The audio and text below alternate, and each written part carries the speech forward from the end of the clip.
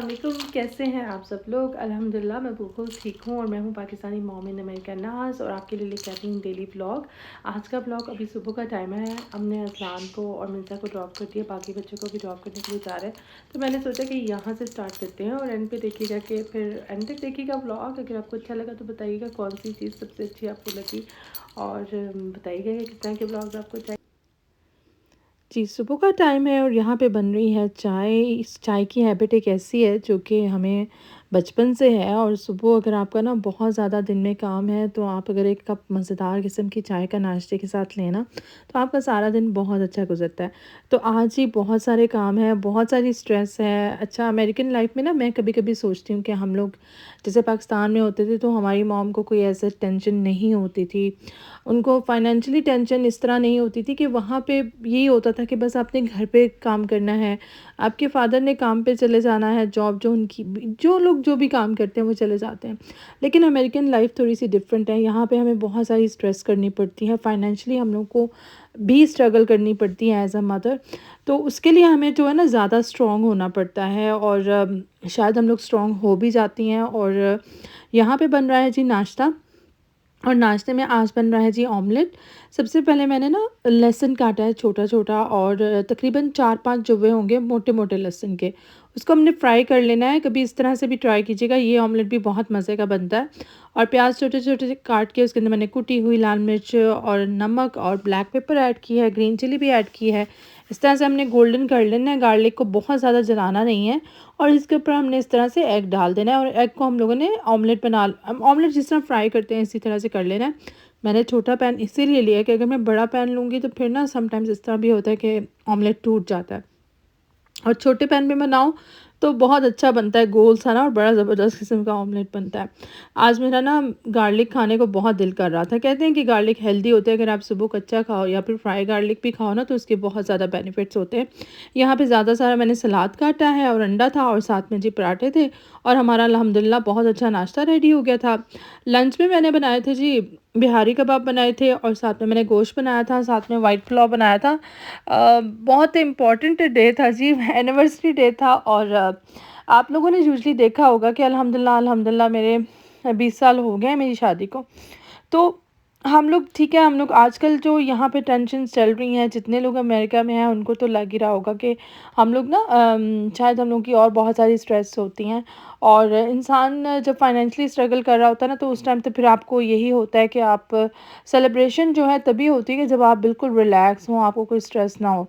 तो यूजुअली मैं भी, आप देखते होंगे कि बर्थडे कोई बहुत बड़े तरीके से मैं सेलिब्रेट नहीं करती और एनिवर्सरी भी ऐसे ही होता है। एनिवर्सरी के दिन ना कोई काम होता है, जैसे आज मेरे बहुत सारे काम हैं और उस काम में से मैंने टाइम निकालना है। मैंने सोचा कि चलो, और नहीं तो मैं अपने हस्बैंड का फेवरेट फूड उनको बना के खिला देती हूँ और उनके जो बिहारी कबाब हैं वो फेवरेट हैं।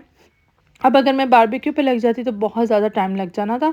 तो मैंने सोचा कि चलो जी, आज हम लोग ना इसी तरह से ऑलिव ऑयल में ना थोड़े फ्राई कर लेते हैं और बहुत मज़े के कबाब थे अल्हम्दुलिल्लाह अल्हम्दुलिल्लाह। I will make next time और आप लोगों के साथ प्रॉपर इसकी रेसिपी भी शेयर करूँगी।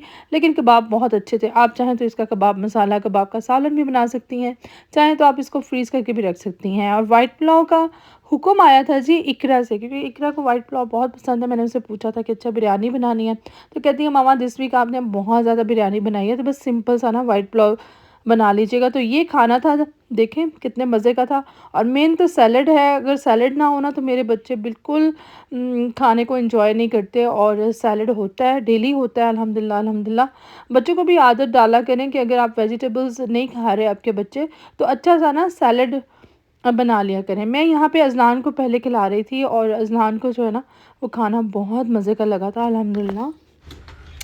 अभी हम लोग जा रहे हैं जी बर्लिंगटन, क्योंकि सर्दी बहुत ज़्यादा हो गई है तो बच्चों के ना कुछ सॉक्स और कुछ सर्दियों की चीज़ें जो लेनी है, तो जाके फिर देखते हैं कि हम लोग क्या लेते हैं।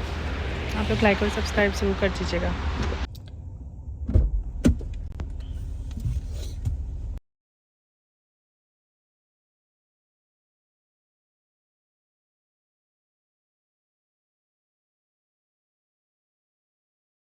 हम लोग आ गए हैं जी अभी बर्लिंगटन और बड़ा यहाँ पे ना सुकून होता है मॉल में ना, लोग कम होते हैं और हर चीज़ बड़ी ऑर्गेनाइज होती है। मैं आपको ना अंदर जाके दिखाती हूँ कि विंटर्स की क्या क्या चीज़ें आई हुई हैं। अगर म्यूज़िक हुआ तो मैं फिर वॉइस ओवर करूँगी। होपफुली म्यूज़िक नहीं होना इस टाइम है जी। अच्छा, वहाँ पे ना जैकेट्स बहुत अच्छी प्राइस में थी, तो हमज़ा के लिए मैं ये वाली जैकेट्स लेके आई थी, क्योंकि हमज़ा को बहुत ज़्यादा हैवी जैकेट नहीं पसंद। इनर लेके आई थी, यहाँ पे सर्दी बहुत ज़्यादा होती है। और अज़लान की मैं जैकेट लेके आई थी, ये जैकेट बहुत अच्छी थी। पेरिलियस यार कोई कंपनी है, पेरियलस, उस कंपनी की ये जैकेट है और तकरीबन $24 की थी। अच्छा, इसके अलावा ये ब्लैंकेट था, मेरा ब्लैंकेट थोड़ा-सा ना पुराना हो गया, तो मैंने सोचा चलो हम लोग ब्लैंकेट भी ले आते हैं। ये भी सिर्फ़ नोटिका का किंग साइज़ का ब्लैंकेट था, जो कि $27 का था, इतना ज़्यादा महँगा नहीं था। और ये जी, अब आप कहेंगे कि मेरे हस्बैंड जब कहते हैं ना कि तुमने कुछ लेना अपने लिए, तो उन्होंने मुझे कहा कि तुम ना एनिवर्सरी का गिफ्ट ले लो। तो मैंने कहा यार क्या लूँ, क्या लूँ? मैं सोच में पड़ गई और फिर मैंने कहा कि अच्छा ब्लैंकेट ले लेती हूँ, मैं आराम से सुकून के साथ ना ब्लैंकेट लेके सोऊँगी। तो ये मेरा एनिवर्सरी गिफ्ट था ब्लैंकेट। अगर आप लोगों को अच्छा लगा तो आप लोग नीचे ज़रूर लिखना।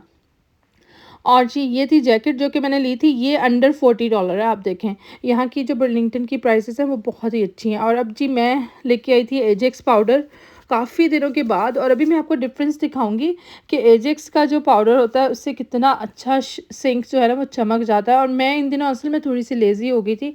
अगर ये एजेक्स के पाउडर के बगैर मेरा सिंक बिल्कुल क्लीन ही नहीं होता, क्योंकि आपको पता है हमारे खाने इस तरह के होते हैं, इतना हमारा ऑयली फूड होता है जो कि पूरे सिंक को ना ख़राब कर लेता है।